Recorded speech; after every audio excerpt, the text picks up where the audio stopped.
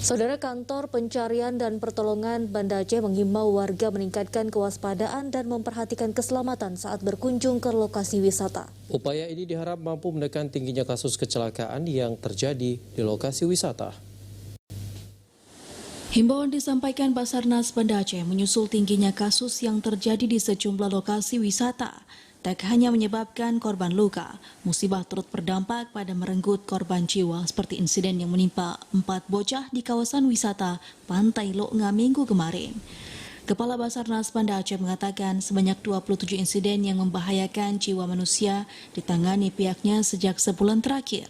Selain di gunung dan hutan, insiden umumnya terjadi di laut, terutama korban tenggelam akibat terseret arus.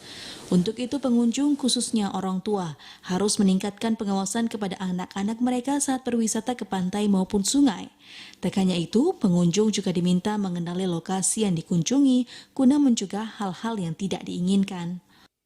Pada saat beraktivitas di tempat-tempat yang berisiko agar menjaga keselamatan diri dan juga menjaga keselamatan anggota keluarga kita di tempat-tempat yang berisiko seperti tempat-tempat wisata air, pantai, dan juga sungai dan lain-lain.